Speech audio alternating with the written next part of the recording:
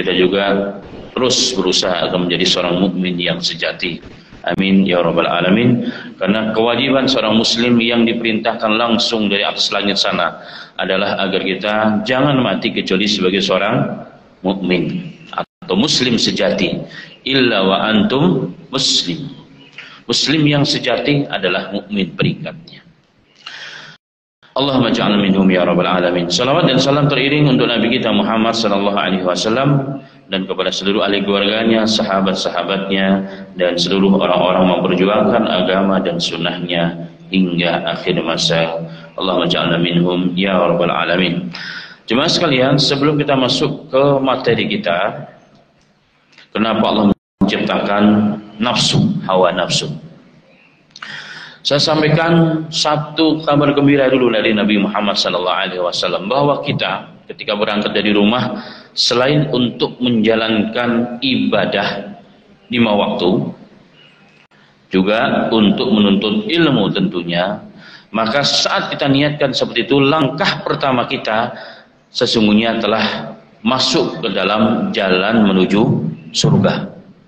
Jadi jalan kita dari rumah ke tempat ini, balik lagi ke rumah nanti, jika niat kita selain menjalankan perintah Allah as-salat, maka kita dengan niat menuntut ilmu merupakan kewajiban setiap kita, maka saat itu kita telah masuk ke jalan menuju surga. Artinya kita sudah berada di taman surga. Insyaallah, jika Allah berkehendak, wa qaddara ala ahadina, dan Allah tentukan satu di antara kita, saat itulah ajal kita datang, maka kita sedang di jalan surga, di jalan Allah subhanahu wa ta'ala. Dalam hadis yang sahih Nabi Muhammad sallallahu alaihi wasallam, sebagaimana dikeluarkan Al-Imam At-Tirmidzi dan juga Abu Daud dan sunan mereka berdua rahimahullahu ta'ala, Rasul sallallahu alaihi wasallam bersabda, man salaka tariqan yaltamisu fihi ilma sahalallahu lahu tariqan bihi ilal jannah. Dalam riwayat, salakallahu bihi tariqan min turuqil jannah.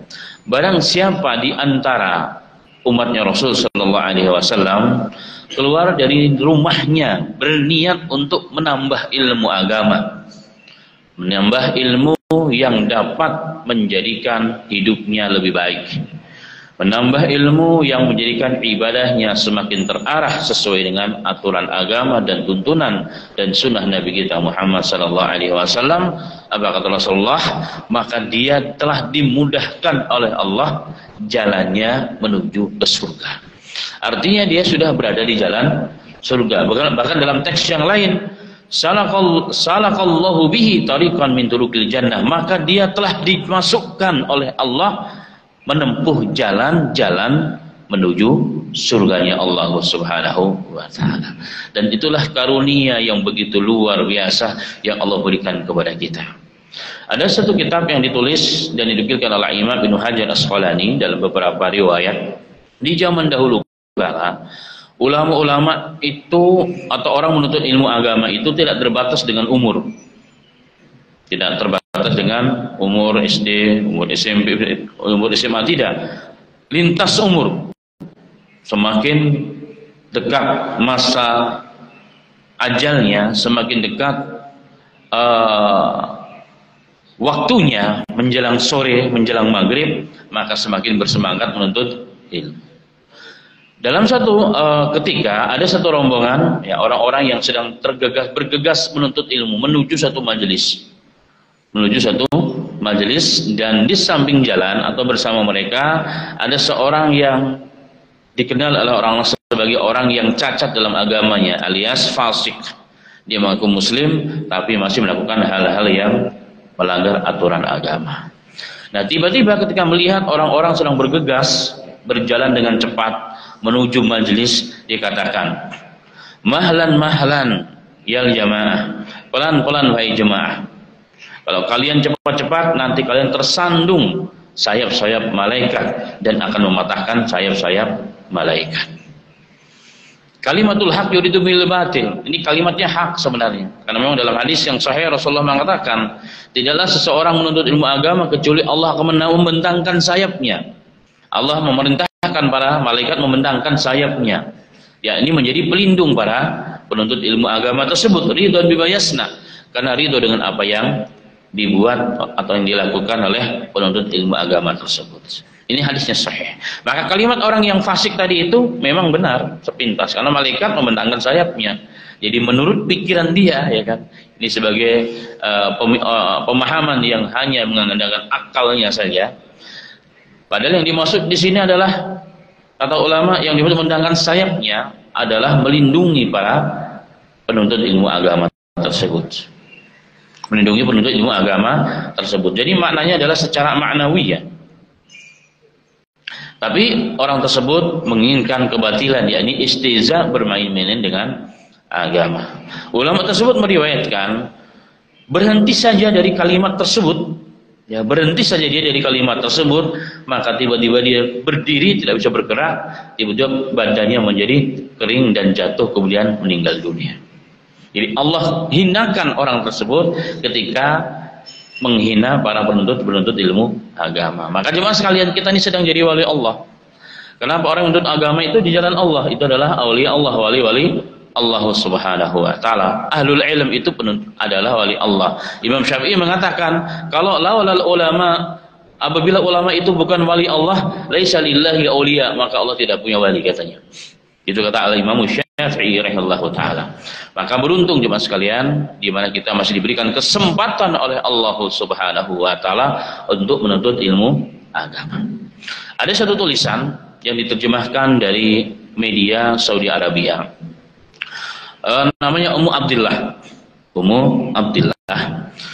Dia beberapa waktu yang lalu dia diwisuda, umurnya 60 tahun.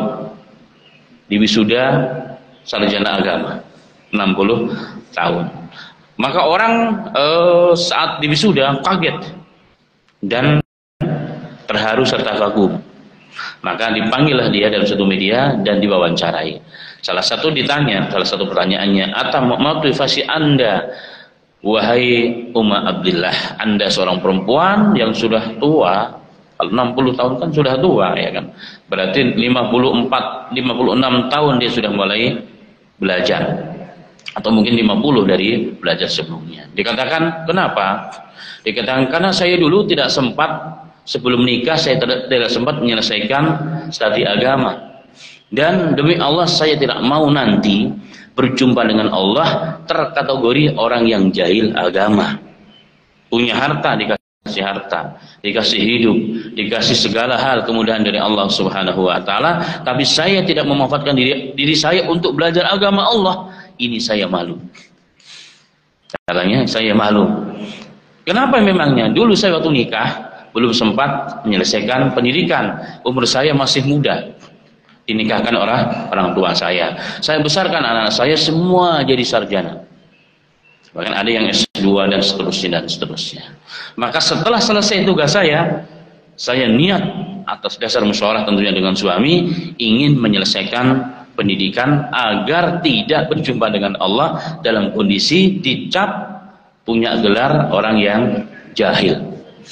Subhanallah. Jemaah sekalian, ini adalah motivasi yang luar biasa, bahwa umur itu tidak ada batasan dalam agama. Sering saya ingatkan, selalu saya ingatkan agar jangan sampai malu, ya, jangan sampai malu duduk belajar, jangan sampai malu. Justru semakin tua kita, semakin senja kita, ya, semakin bersemangat untuk belajar. Agar apa? Agar ada ibadah kita yang sesuai dengan perintah Allah dan Rasulnya.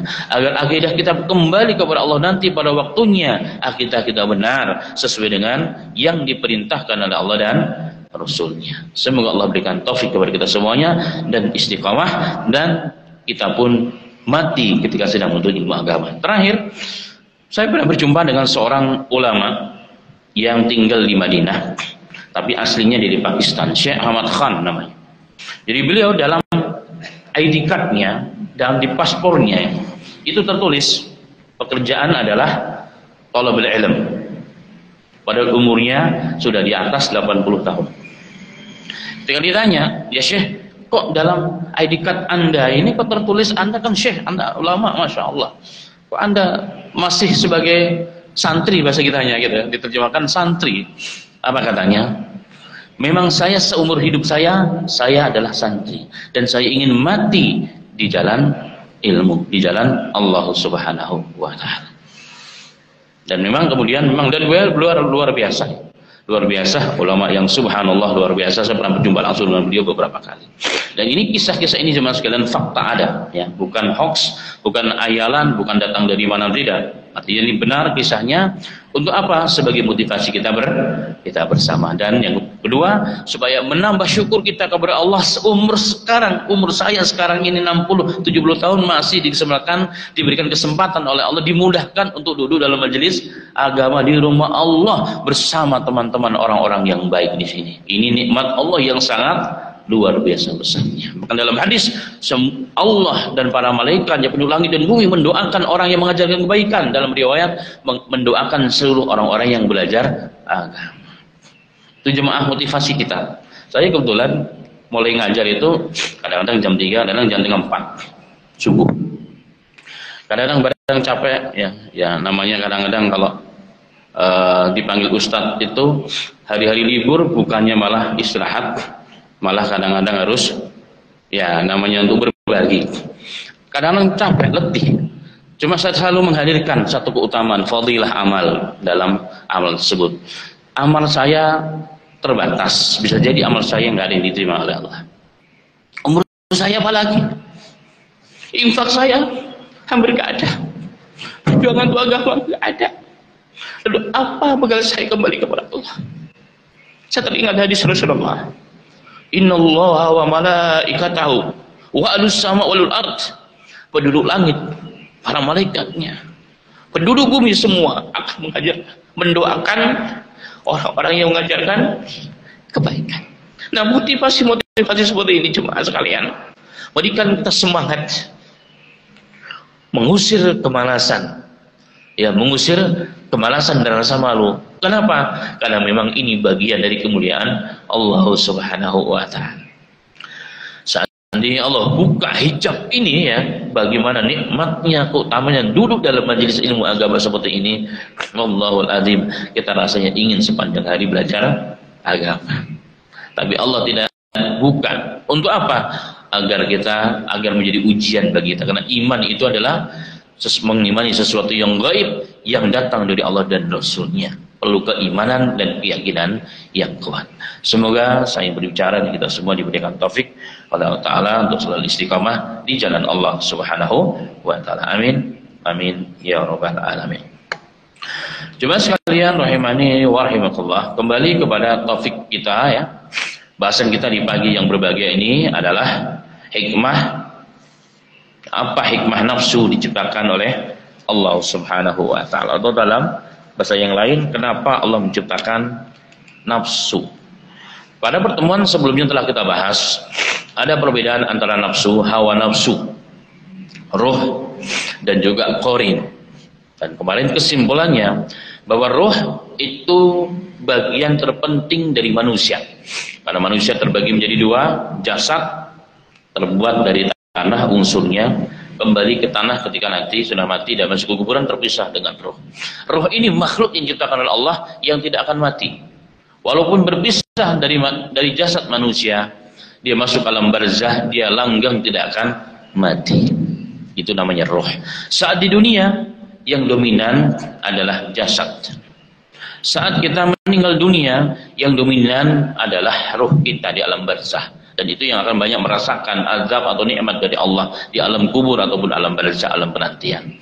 Saat di akhirat, maka yang dominan adalah duanya, sempurna jasad dan ruh kita. Itu yang kelak akan menerima nikmat Allah berupa surga, atau akan menerima azab Allah sebagai bentuk hukuman atas dosa-dosa kita di nerakanya Allah Ta'ala. Na'udzubillahi min dzalika. Lalu hawa nafsu.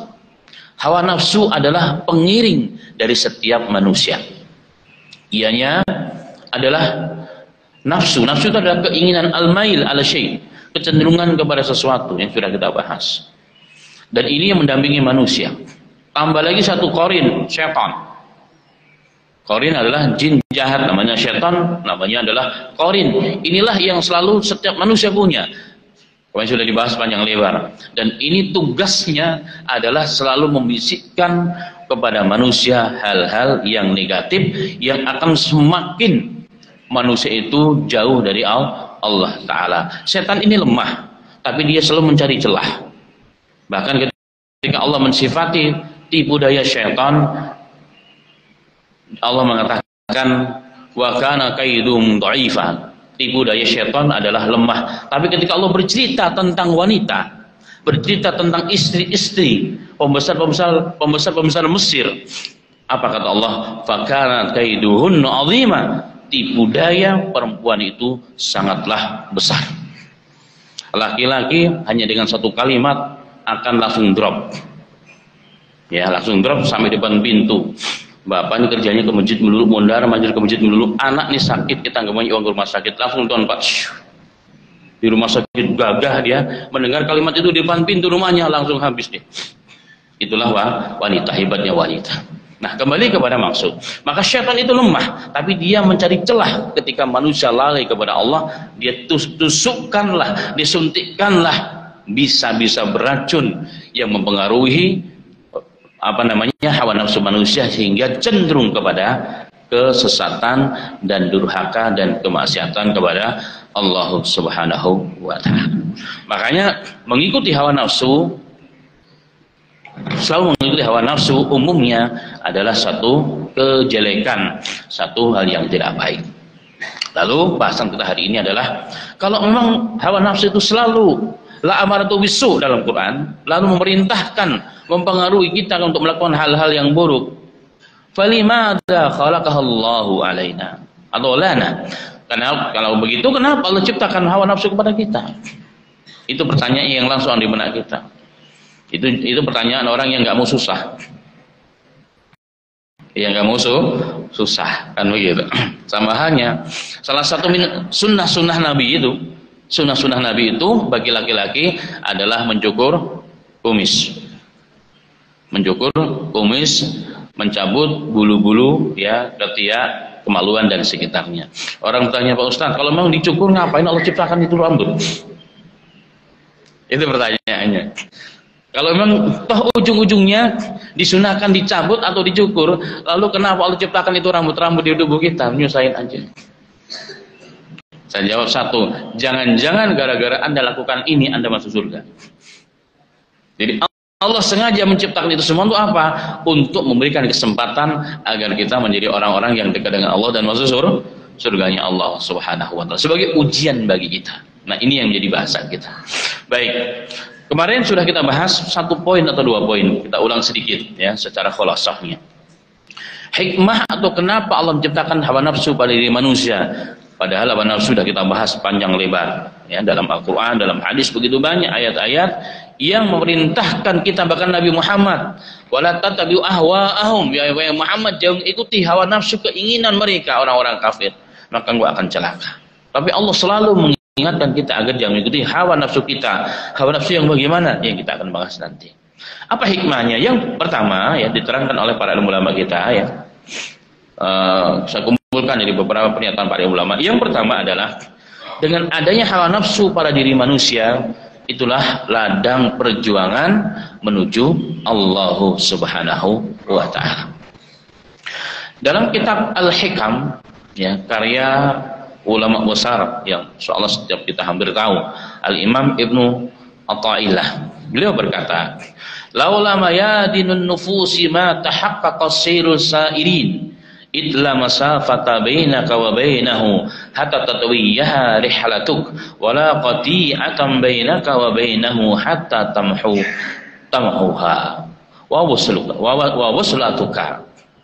Beliau mengatakan laula mayadinun nufus, jika bukan karena adanya wilayah kekuasaan hawa nafsu pada diri manusia, ma tahaqqaqa sayrus sa'irin, maka tentu takkan pernah ada perjalanan orang-orang yang menuju Allah. Jadi itu adalah kesempatan kita menuju Allah, perjuangan. Maksudnya di sini adalah sayrus sa'irin, ini perjuangan orang-orang yang sedang mencari Allah menuju jalan Allah Subhanahu wa Ta'ala. Karena hawa nafsu tersebut menjadi rintangan, kerikil-kerikil sebenarnya. dalam perjalanan. Jurang-jurang kalau kita salah-salah bisa nyemplung ke dalamnya. Jurang yang tinggi dan licin dan yang tipis. Itulah masafata bainaka wa bainahu hatta tatwiha rijlatuh. Sebab tak ada lagi jarak antara dirimu dengan Allah Subhanahu wa taala, ya, yang mesti engkau tempuh. Karena sesungguhnya tidak ada jarak lagi, dekat kita dengan Allah. Banyak Quran dan hadisnya. Allah itu maha dekat, mengerti apapun yang ada dari kita. Bahkan apapun yang kita niatkan, yang kita rasakan dalam hati kita, walaupun berucap, Allah mengerti. Berarti Allah sangat dekat. Dan memang sangat dekat. Wala qati'ata bainaka wa bainahu hatta tamhuha uslutuk. Dan tak pula ada penghalang, ya, yang melenyapkan harapanmu agar sampai kepadanya. Nah, ini gambaran bahwa hawa nafsu diciptakan oleh Allah adalah agar Allah ingin melihat hamba-hamba Allah yang berjuang untuk menuju Allah Subhanahu wa taala. Inilah kesempatan kita untuk berjuang menuju Allah taala. Itu kesimpulan yang pertama. Yang kedua adalah sebagai adanya hawa nafsu itu sebagai wasilah, sarana memperbanyak keturunan yang merupakan penerus dari perjuangan kita. Bayangkan jemaah sekalian, kalau manusia nggak punya hawa nafsu, bapak-bapak nikah dengan ibu-ibu, ya kan, ibu nikah dengan ibu, mungkin ya dilihat seperti lihat tembok aja sudah, ya, melihat tembok aja sudah. Kalau nggak ada hawa nafsu, maka hawa nafsu sisi lain adalah rahmat, menjadi sarana untuk kita apa? Untuk kita bisa melahirkan keturunan-keturunan yang kita harapkan, yang kemudian hari akan mendoakan kita, meneruskan perjuangan kita.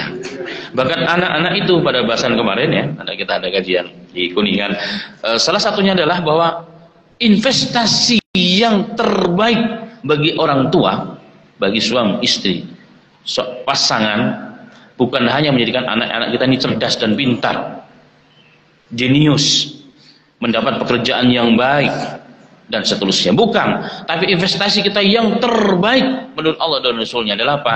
Menjadikan keturunan-keturunan yang solehah atau solehat wa solihin, orang-orang yang anak-anak yang soleh, laki-laki ataupun perempuan, yang kemudian akan mendoakan kita, dan hanya itu sahih. Dan itu yang kita, makanya punya anak bukan hanya yang penting cakep, yang penting sekolahnya bagus, pintar, kerjaan bagus, dia tidak cukup jemaah sekalian. Tidak ada jaminan akan membanggakan kita di akhir hayat itu kita, ataupun di akhirnya Allah Subhanahu wa taala. Tapi anak yang saleh, apalagi di ahlul ilm, maka insya Allah taala mungkin di dunia tidak sempat dia menghadiahkan rumah untuk kita, karena tiap hari berjuang dulu untuk di jalan Allah. Mungkin tidak sempat mengumrohkan, menghajikan kita. Mungkin tidak sempat memberikan emas, intan, mobil yang mewah, rumah yang megah, tidak. Tapi yakinlah anak-anak tersebut yang soleh dan soleha, yang harinya habis untuk agama Allah, dia yang nanti akan membanggakan kita sebagai orang tua dan akan menolong kita di akhiratnya Allah Subhanahu wa taala. Maka dengan ini nyatalah jemaah sekalian, adanya hawa nafsu pada diri manusia itu justru rahmat dan kenikmatan bagi kita. Dan inilah perbedaan antara manusia dengan malaikat. Di sinilah jihad kita sesungguhnya. Al-Imam Ibnu Qayyim rahimahullahu taala dalam kitab At-Tibyan fi Aqsamil Quran, beliau mengatakan ya, terkait sedang berbicara tentang Nabi Allah, bapak kita Adam, dan ibunda kita Hawa alaihi wassalatu wassalam. Summa lama aradallahu subhanahu ayadhara naslahuma fil ardi wa yukthiruhu wada'a fihi ma hararatu syahwati wan nara syauqi wat talabi wa alhama killa minhuma istima'u bi sahibihi wajtama ala amrin qad qadar. Kemudian ketika Allah menghendaki dari keduanya, dari Adam dan Hawa, ada nasl, ada keturunan yang akan melanjutkan, yang akan memperbanyak keturunan mereka berdua, Allah Subhanahu wa taala memberikan karunia gejolak syahwat hawa nafsu dalam diri keduanya. Hasrat untuk menikah, hasrat untuk sebagaimana laki-laki dan perempuan melakukannya. Nah, dari situlah kemudian mereka dikarunia anak-anak yang cukup banyak, dan kita hari ini jemaah sekalian adalah bentuk karunia tersebut dari Allah. Dan inilah pembeda, inilah pembeda. Maka Islam tidak akan memberangus menghabisi syahwat. Itu bukan ajaran Islam. Tapi Islam tetap syahwat itu dijaga dan harus ada, tetapi diarahkan sesuai dengan aturan dan anjuran dan sunnah Nabi kita Muhammad Sallallahu Alaihi Wasallam. Kalau bukan syahwat jemaah sekalian, nggak akan mungkin berdiri masjid ini. Berarti kan nggak ada keinginan bagaimana masjid supaya mewah, megah, menjadi menjadi cahaya bagi kampung di sini minimal, ya kan? Menjadi tempat untuk kita ibadah, tempat kita berkumpul. Nggak ada keinginan perjuangan. Kalau bukan karena hawa nafsu, tidak mungkin kita punya keturunan. Kalau bukan karena hawa nafsu, tidak mungkin peradaban dunia sampai ada hari ini. Itu semua buah dari adanya syahwat ataupun hawa nafsu pada manusia. Termasuk di dalam adalah keturunan. Bahkan syahwat sesungguhnya sisi lain adalah nikmat karunia dari Allah Subhanahu wa Ta'ala. Itu yang kedua. Yang ketiga jemaah sekalian, karena Allah menciptakan hawa nafsu atau nafsu pada manusia. Alal ulama adalah sebagai ibtila wal imtihan, sebagai ujian dan cobaan kehidupan kita dari Sang Maha Pemberi hidup, yakni Allah Tabaraka wa Ta'ala. Berkata Imam Ibnu Qayyim juga dalam Syifaul Alil namanya, walam tuqya uqul aktsarin ala isaril ajal muntadir ba'da zawali dunya ala hadzal ajil hadir al musyahid maqalu kayfa yuba naqtul hadiru wa huwa qabada bil yadi binisbati ma'akhiru wa idna bi husliha ba'ti dunya wa kharabul alam. Beliau mengatakan kebanyakan orang yang berakal tidak akan mampu mendahulukan sesuatu yang akan datang, yang masih ditunggu setelah hancurnya dunia ini, di atas sesuatu yang ada sekarang yang terlihat. Mereka pun berkata, bagaimana mungkin sesuatu yang tunai hadir dan langsung diterima dengan tangan, dijual dengan penangguhan yang diakhirkan. Kami beri janji mendapatkan balasan tersebut setelah perputaran dunia dan menghancurkan alam semesta. Maksudnya adalah kebanyakan akal manusia itu tidak nyampe kepada orang beriman bahwa setelah dunia ini ada alam barzakh. Setelah dunia ini ada alam akhirat yang tidak akan pernah ada ujungnya. Itulah kehidupan yang hakiki. Masa kehidupan yang ada sekarang yang kita bisa nikmati ini kita tukar dengan yang sesuatu yang nggak nampak, yang nggak jelas itu, yang belum pasti, itu akal. Karena kehidupan akhirat tidak kelihatan, azab kubur tidak. Maka inilah keumuman manusia. Makanya banyak orang tidak mau beriman. Makanya orang Islam itu hebat. Kenapa? Mengimani sesuatu yang nggak kelihatan, mengimani sesuatu yang tidak nampak, hanya yakin dan beriman dengan apa kata Allah, firman Allah, apa kata Nabi kita Muhammad Sallallahu Alaihi Wasallam. Dan sesungguhnya inilah ujian yang paling besar. Inilah ujian yang paling besar. Nah, ini semua landasan adalah apa? Akal manusia sampai seperti itu berpikir adanya hawa nafsu. Makanya orang yang beriman dengan hari kehidupan akhirat berarti orang yang hebat, orang yang mampu sedikit banyak sudah mulai menundukkan hawa nafsunya. Orang ini nikmat kok masa haram? Ini enak kok masa diharamkan oleh Allah? Orang yang beriman mengatakan iya, nikmat sejenak, tapi azabnya selamanya nanti di akhirat. Itu tidak bisa menahan diri kita jemaah sekalian, menghentikan hawa nafsu tersebut kalau bukan karena keimanan. Mungkin di antara kita ada yang menjadi bos pimpinan suatu instansi atau direktur perusahaan mungkin ya, baru datang pagi-pagi, tiba-tiba di atas meja ada gundukan uang setumpuk. CCTV nggak ada, orang tidak ada, tapi dia paham ini ada proyek ini. Kebetulan kemarin ada orang yang datang ke rumah, dia dari instansi yang atau membawa proyek yang besar ya. Nah ini pasti dari dia. Nafsu dan akal yang dikuatkan oleh akal, udah ambil aja, nggak ada yang tahu, nggak ada CCTV. Tapi hati yang paling dalam dia pun tahu, ini nggak benar ini. Nanti setelah saya ambil, datang orangnya, gimana Bapak kira-kira? Bisa dimenangkan proyek saya? Bisa hukum saya di MA dimenangkan, dikabulkan? Di MK juga? Ya kan 60 miliar loh Bapak sekalian. 1 triliun, gimana nggak tergoda kita? Seumur 100 tahun kita hidup belum tentu dapat 1 triliun. Kan itu akal nafsu kita kan? Allahu Akbar. La haula wala quwwata illa billah. Bahkan mungkin ulama akan digoda jemaah sekalian. Tiba-tiba datang, ya Ustadz kayaknya pondok ini udah mau roboh ini. Bisa boleh dibantu Pak Ustadz? Kalau Pak G ini paham, setelah dibantu ada apa? Harus memenangkan 1. Ini adalah nafsu jemaah sekalian. Tapi hati tadi, ya hati yang paling dalam tadi, rohani dari Allah Ta'ala mengatakan, ini nggak boleh. Malaikat yang membisikkan, ini tidak boleh. Ini ujian yang besar jemaah sekalian. Yang tidak semua orang mampu. Saya bisa ngomong begini, kalau nggak diuji 1 triliun, coba kalau saya dikasih 1 triliun, mungkin bisa diam juga. Subhanallah, ini keimanan yang luar biasa. Makanya di sini selalu saya sampaikan, subhanallah. Saya bangga punya ulama Habib Rizik Syihab. Dikasih 1 triliun lebih hanya untuk menghentikan aksi damai 212, dia tolak. Kalau saya berpikir mungkin saya yang lemah, ya sudah, toh saya ini juga untuk aksi-aksi begitu doang ya. 1 triliun bisa bangun pondok pesantren, bangun masjid, ya kan? Meningkatkan pendidikan, kualitas pendidikan, ya. Bisa ambil guru-guru yang lebih bagus lagi, terakhirnya bisa kawin lagi. Nggak ada yang tahu. Ya kan? Tapi belum melihat kemaslahatan yang lebih besar ke depan.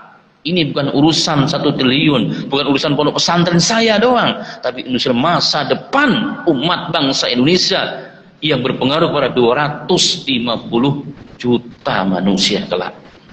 Ini keimanan jemaah sekalian. Ini keimanan yang luar biasa. Inilah hawa nafsu. Memang tujuannya yang sangat berat adalah sebagai bentuk ujian untuk kita.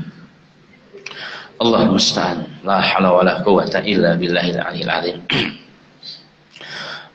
Umar bin Al-Khattab radhiyallahu anhu pernah ditanya, manakah yang lebih utama? Seseorang yang syahwatnya tidak pernah muncul dalam pikirannya dan tidak pernah terlintas dalam bayangannya, ataukah seseorang yang jiwanya merindukan berbuat maksiat kemudian ia meninggalkannya karena Allah Ta'ala? Ini pertanyaan berat ini kepada Umar bin Al-Khattab, manusia termulia di muka bumi setelah para Nabi dan Rasul, ba'da Nabi Muhammad SAW, setelah Abu Bakar, kemudian Umar bin Al-Khattab. Apa jawab beliau? Innal ladzi tashtahi nafsahu ma'asi wa yatrukuha lillahi azza wa jalla minal ladina amtahana Allahu qulubahum littaqwa lahum maghfiratun wa ajrun 'azim. Beliau mengatakan, sesungguhnya sesungguhnya orang yang jiwanya ya tashtahi ila nafsahu al-ma'asi, ingin menginginkan merindukan kemaksiatan karena memang lezat berbuat dosa kayak tadi 1 triliun, ya kan? Masya Allah. Cucunya baru magang, gajinya 10 juta, luar biasa. Ini ujian besar, ini luar biasa. Ini keinginan seperti itu. Saya dari menteri aja, nanti kalau cucu saya magang di kemudian saya udah saya kasih sekian. Ini hawa nafsu. Ini kesempatan jemaah sekalian. Mau itu ya. Orang-orang yang kayak begini nih kata Umar bin Khattab, ingin berbuat maksiat karena ada kemaslahatan yang sementara dirinya atau keluarganya atau golongannya. Kemudian apa? Wa yatrukuha lillahi azza wa jalla. Kemudian keinginan untuk berbuat dosa tersebut dan maksiat tersebut ditinggalkannya. Kenapa? Lillahi azza wa jalla, karena Allah subhanahu wa ta'ala, mengharapkan ridhonya Allah, mengharapkan surga dan maghfirahnya Allah subhanahu wa ta'ala. Itu yang paling utama. Dan beliau mengatakan, dialah minal ladina amtahana Allah qulubahum littaqwa. Inilah orang-orang yang diuji oleh Allah subhanahu wa ta'ala hati mereka, dan dia milih ketakwaan. Lahum maghfiratun wa ajrun 'azim. Bagi mereka keampunan dari Allah dan pahala yang sangat agung, pahala yang mulia. Semoga Allah Ta'ala tetapkan diri kita orang-orang yang diuji dengan hawa nafsu kita, dan kita mampu mengontrol dan mampu mengalahkannya karena Allah Subhanahu wa Ta'ala. Saya teringat pernyataan Al-Imam Ibnu Katsir, ya. Saya lupa apakah dalam tafsir Ibnu Katsir atau dalam yang lainnya, beliau pernah mengatakan ketika orang sedang sholat, tiba-tiba ketika dalam konsentrasi datang pikiran pekerjaan, ingin membawa terbang hati kita keluar pekerjaan. Di belakang kamu masih belum sempat tanda tangan loh, PR kamu masih banyak loh, ini masih banyak loh. Tiba-tiba berusaha masuk lagi dalam sholat. Beberapa detik kemudian dibawa terbang lagi oleh pikiran hawa nafsu kita. Beliau mengatakan jika sampai akhirnya begitu dan dia dapat memenangkan tadi ujian dari bisikan syaitan, sehingga seketika assalamualaikum warahmatullah, dia dalam diri sadar lillahi ta'ala, beliau mengatakan itulah jihad yang paling besar. Itu namanya jihad, jemaah sekalian. Kenapa? Ada tantangan. Kalau manusia yang punya hawa nafsu kayak malaikat, ya terus, nah, maka grafiknya keimanannya stabil, ya, grafik keimanannya stabil. Tapi manusia kadang naik tapi banyak turunnya. Kalau kita sekarang, ya, banyak turunnya. Tapi terus bagaimana usaha kita naik, yang penting akhir hayat kita betul-betul naik lillahi ta'ala. Maka itulah kemenangan dalam jihad yang sesungguhnya. Itulah perjuangan yang belum pernah ada habisnya. Makanya perjuangan seorang muslim, jemaah sekalian, sampai detik terakhir nafas kita lepas, nyawa kita berpisah dengan jasad kita, dan kita sedang dalam kebaikan, itulah perjuangan jihad yang paling utama. Makanya Rasulullah SAW pernah mengatakan afdalul jihad antujahida ala nafsi, atau hawaka ala Allah. Seabdul jihad itu adalah kamu berjihad memerangi hawa nafsumu demi mencapai ridha Allah Subhanahu wa Ta'ala. Allahumma ja'alna minhum ya rabbal alamin. Dan ujian hawa nafsu ini banyak, apalagi sebentar ini mau korban. Kamu korban, ya, apalagi mau korban. Tahun ini saya kayaknya mau istirahat-rehat dulu lah, tahun ini nggak mau korban. Dan kalau sekarang di sini berapa Pak Haji? 4 juta, tapi 3,4 loh. Kalau nginep di hotel bisa 4 hari 5 hari itu kayaknya, ya kan? Kalau ngasih cucu, wah bisa lumayan ini. Atau bayar listrik bisa sekian bulan ini, ya kan? Ini godaan jemaah sekalian. Ini godaan. Makanya kalau ada kebaikan, niat langsung lakukan, jangan ditunda. Jangan ditunda. Nanti bisa jadi tidak jadi. Makanya Rasul berpesan dalam hadis, ya, walaupun ada yang memperdebatkan kesahihannya, barang siapa yang niat mau haji, percepat, langsung niat, daftar langsung niat. Karena kita nggak pernah tahu aridun yang akan menghalangi kita nanti. Tiba-tiba sakit, tiba-tiba ini, tiba-tiba itu, dan sebagainya. Nanti 3,4 juta kalau kita nggak infak nih, Allah, gara-gara nafsu kita, ya, dengan prediksi angan-angan kita akan begini, dengan uang segitu, ujung-ujungnya sakit, kita masuk rumah sakit 5 juta habis. Itu hawa nafsu, jemaah sekalian. Maka ini ujian terbesar, setiap kita bisa menilai masing-masing. 3,4 lumayan loh, apalagi udah pensiun ini.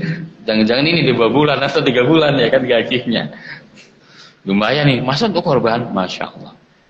Ini ujian, jemaah sekalian. Semoga kita semua termasuk orang memenangkan ujian tersebut, dan yang di sini insya Allah diberikan kemampuan untuk berkorban tahun ini. Amin ya rabbal alamin. Baik, yang keempat adalah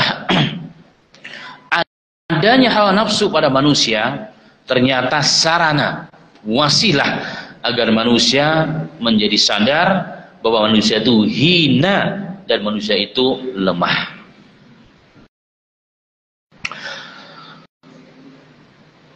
Sering manusia itu terjatuh dalam dosa karena mengikuti hawa nafsu. Sering manusia itu mengikuti hawa nafsunya sehingga melanggar aturan agama, bahkan norma-norma kemanusiaan. Ya, karena orang sudah senang, orang sedang kuat, orang sedang berkuasa, nggak sesuai aturan diganti gitu. Kan begitu. 40 tahun nggak masuk, nggak diganti, ditambahkan supaya bisa masuk ikut pilpres. Ini hawa nafsu namanya. Nah, ketika kita tersadar, kita menjadi ingat, ya Allah, tadi karena orang maksiat itu jemaah sekalian. Bagi orang yang beriman, ketika melakukannya pasti kita menyesal, sudah pasti. Tidak ada perbuatan maksiat dan dosa dan kemungkaran di muka bumi ini yang dilakukan oleh muslim setelah melakukannya kita senang. Alhamdulillah hari ini bisa tidak sholat. Itu nggak ada orang Islam begitu. Alhamdulillah tahun ini saya nggak puasa. Alhamdulillah nggak ada itu. Tahun ini alhamdulillah saya nggak korban, bisa nggak korban saya. Ketika tanya di KM apa jawabnya? Begini. Alhamdulillah bisa selamat saya. Nggak ada orang begitu jemaah sekalian. Ini orang gila mungkin. Hanya orang gila yang begini. Tapi muslim sejati tidak mungkin. Tidak mungkin. Nah, penyesalan itu jemaah sekalian, itulah yang sangat dicintai oleh Allah Subhanahu wa taala. Ya, itu yang kemudian akan dicintai oleh Allah Subhanahu wa taala. Makanya salaf mengucapkan, ulama dahulu mengatakan, innal abda la ya'mal dam yadkhulu fil jannati wa ya'mal hasanah yadkhulu fin nar. Ada seorang hamba melakukan dosa, kemudian menjadi penyebab dia masuk surga. Ada seorang hamba melakukan dosa, kemudian menyebabkan dia justru dengan dosa tersebut menggiring dia ke dalam surganya Allah. Kenapa? Wa ya'malu hasanat ya'khulu bihan nar. Tapi ada orang yang melakukan kebaikan, tapi justru dengan kebaikan tersebut memasukkan dia dalam api neraka. Kemudian mereka berkata, bagaimana bisa? Kok bisa begitu? Maka ulama-ulama menjawab, ya'malu dzamba fala yuzal nasab ainaihi minhu musyaffaqan wa jallan baqiyan nadiman mustahiyan min rabbih ta'ala naqisar ra'si baina yadayhi munqasiru qalbi lahu fayakunu dhalika dzam in fa'alahu min ta'ati katsirah bima tarattaba 'alaihi min hadhihi al-umur allati biha sa'adatul 'abdi wa falahu hatta yakunu dzalika dzam sababul dukhuli li jannah. Ada orang yang melakukan dosa, fala yuzalu nasab 'ainihi minhu musyaffaqan. Yang telah berbuat dosa sadar dia. Ya Allah, tahun ini saya enggak korban ya Allah, gara-gara pengin ini pengin itu habis juga uang saya. Nyesal akhirnya. Akhirnya nyesal. Ya Allah, saya tadi baru berbuat dosa ya Allah. Akhirnya orang ini sadar, kemudian meletakkan dosa tersebut di antara kedua matanya. Kalau orang Arab mengatakan menancapkan di keningnya sini agar apa? Selalu teringat kemanapun kita pergi. Itu sebagai bentuk penyesalan yang luar biasa. Kemudian apa yang terjadi? Hati terus teriris-iris kalau melihat itu. Menyesal. Dia menangis, malu dengan Allah. Ya, malu dengan Allah, tidak mampu mengangkat kepalanya, malu ya di hadapan Rabbnya Allah Subhanahu wa taala. Hatinya hancur, hatinya berkeping-keping, hancur, malu ya. Maka dengan begitu, hamba ini apa yang akan terjadi setelah itu jemaah sekalian?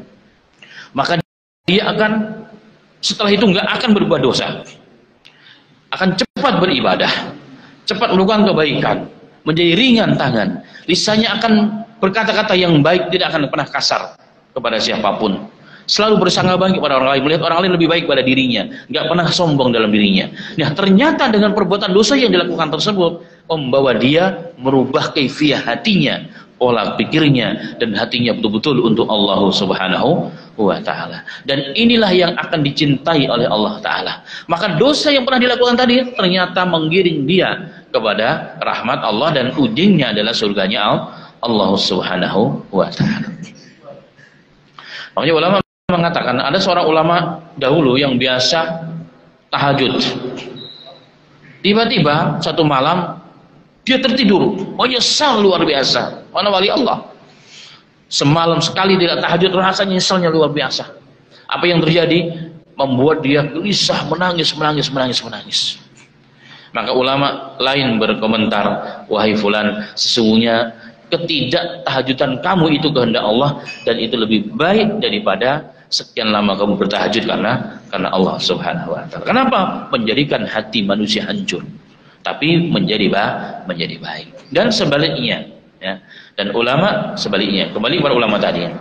Wa yaf'alu hasanata fala yuzal bima yamunnu biha ala rabbih wa yatakabbar biha wa yara nafsahu wa yu'jabu biha wa yastatilu biha wa yaqul fa'altu wa yuthiruhu min al-'ujub wal kibr wal fakhr wal istitalah ma yakunu sabu halakihi. Kebalikannya adalah ada orang yang berbuat kebaikan, istiqomah dalam kebaikan, dan senantiasa kemudian apa yang akan muncul? Hatinya, dirinya selalu merasa senantiasa dalam kebaikan, seakan-akan dia telah banyak berbuat baik untuk Tuhannya. Kemudian muncul lahir berikutnya adalah apa? Rasa angkuh dan congkak dan sombong kepada makhluk, kepada sesama. Ini orang jarang ke masjid ini.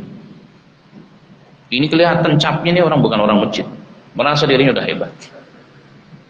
Ini saya, kalau bukan saya ini nggak akan terbangun yang menjelaskan istiqomah ini. Jemaah sekalian, saya tiap tahun itu menghajikan orang 10. Alhamdulillah mata saya setiap malam tidak pernah terpejam. Baca Quran dan tahajud terus, Masya Allah. Buktinya apa? Kalau hari ini kan gampang, cekrek. Jam 3 malam tiba-tiba cekrek, saya di grup. Alhamdulillah Allah berikan taufik untuk istiqomah tahajud. Kata yang lain, emang gue pikirin bro.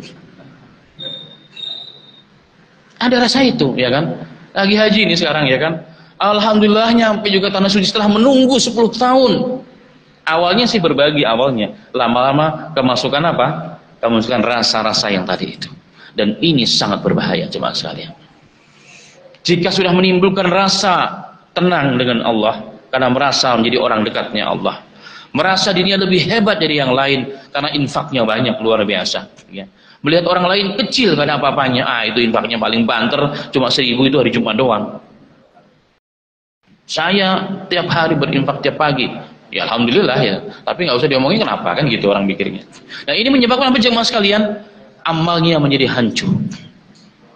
Ada sedikit rasa takabur dalam diri kita. Apa kata Rasulullah? Tidaklah seorang manusia dalam hatinya ada satu zarrah, diterjemahkan biji sawi, maka tempatnya haram di surga, wajib masuk nerakanya Allah Subhanahu wa ta'ala. Semoga yang berbicara kita semua dilindungi Allah di bawah sifat tersebut, ujub karena merasa orang yang baik.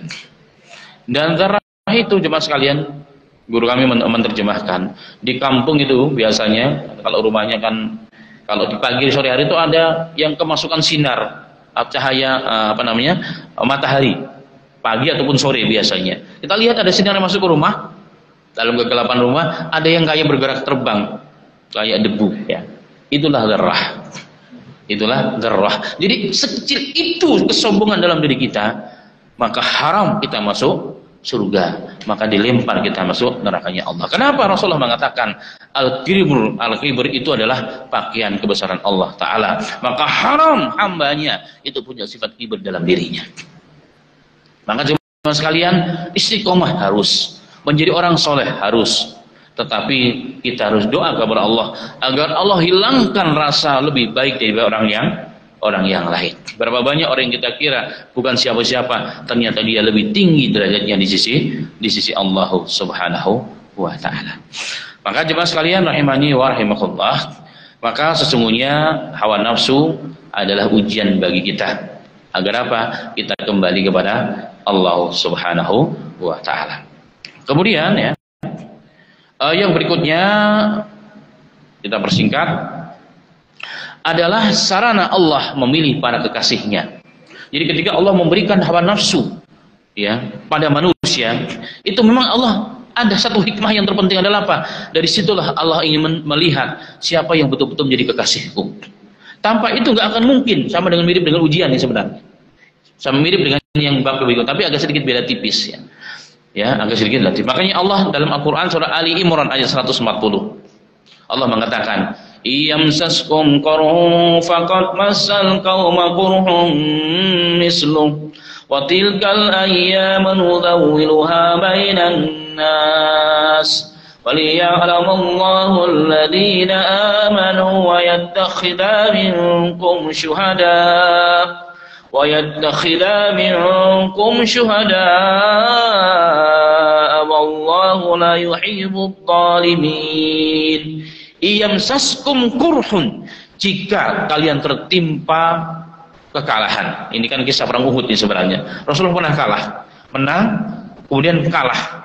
Unang imbang, gara-gara satu kelompok pemanah tidak taat kepada Rasul. Ini kisah asbabun nuzulnya karena kisah itu semua. Tapi ini bisa digunakan untuk banyak hal. Ulama mengatakan, ketika kali kita tertimpa kesusahan, kekalahan, Allah mengingatkan, faqad masal qauma qurhun misluh.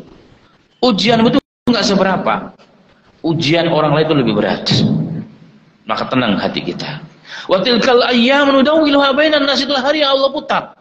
Kadang menang, kadang kalah. Kalau terkait dengan perang Uhud, tadinya menang, jadi kalah pun dan imbang. Sebelumnya menang.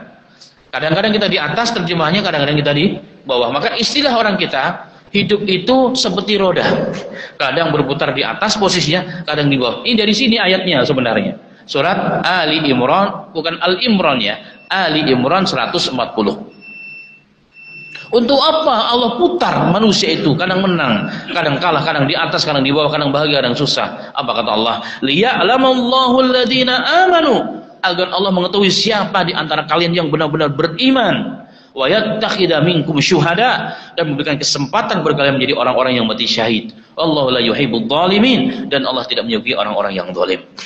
Kondisi yang menimpa saudara kita di Gaza, sisi lain memberikan kesempatan kepada mereka menguji siapakah yang beriman atau yang jadi munafik, dan memberikan kesempatan kepada mereka orang-orang mati syahid di jalan Allah Subhanahu wa taala. Makanya ketika Allah mengasih ujian, memberikan ujian kepada manusia, tidak melebihi kapasitas hamba tersebut. Kenapa? Allah zalim berarti. Ujian itu menimpa kita untuk apa? Allah yang melihat ini beriman benar, orang yang mengambil kesempatan untuk menjadi mati syahid atau tidak. Itu tergantung kita. Maka ada seorang ulama hadis dalam kitab Qimatuz Zaman Indal Ulama, harga zaman bagi ulama, karya Al-Imam Syekh Abu Ghudda Abdul Fattah, ibarat ulama hadis dari mazhab Hanafi. Diceritakan dari seorang ulama hadis yang doanya mustajab. Kalau doa angkat tangan diterima oleh Allah. Diuji oleh Allah di masa-masa tuanya dengan stroke bahasa kitanya, sehingga nggak bisa buat apa-apa. Datanglah seseorang murid-muridnya datang kepada beliau, ya Syekh, tapi lisannya masih bisa berbicara dengan baik. Anda guru kami, Anda dikenal dengan mustajab doa, doamu makbul, kenapa Anda nggak berdoa supaya Allah angkat sakitmu? Apa katanya? Beliau mengatakan, dengan aku sakit seperti ini, aku banyak diampuni dosanya oleh Allah Ta'ala.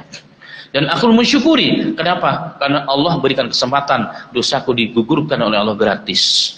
Aku doa kepada Allah. Apa doanya? Ya Allah, waktu timpakan aku penyakit stroke, itu terbaik menurutmu untukku. Tetapi aku mohon kepadamu, ya Allah, menjelang salat 5 waktu, sembuhkan strokeku, agar aku dapat salat dengan sempurna. Selesai pulang ke rumah, kembalikan sakitku sebagaimana kau kehendaki. Dan itu terjadi jemaah sekalian. Luar biasa. Iman kita jauh jemaah. Iman kita jauh. Iman kita bukan itu. Kita termasuk yang Rasulullah sabdakan, kalau kita sakit, tadawu ya Allah, berobatlah kita. Ini tingkatnya sudah beda. Nah, kalau beliau paham betul ya, ini kesempatan untuk takaruh kepada Allah. Karena sakit itu mengangkat derajat, mengampuni dosa. Banyak dosa-dosa kata ulama yang tidak bisa terampuni kecuali dengan musibah dan juga penyakit. Maka ini menjadi kesempatan bagi kita semua ketika diuji oleh Allah Subhanahu wa taala. Yang terakhir ya, ada beberapa tapi kita ambil terakhir adalah untuk merealisasikan ubudiyah, penghambaan kita kepada Rabb kita Allah Subhanahu wa taala dengan ada hawa nafsu, maka kita bisa menjaga dan berjuang di jalan Allah Subhanahu wa taala. Ayatnya surat Al-Hajj ayat 11.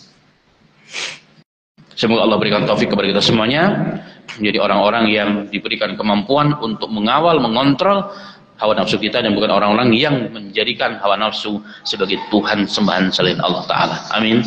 Amin ya rabbal alamin. Demikian, semoga bermanfaat. Alhamdulillah.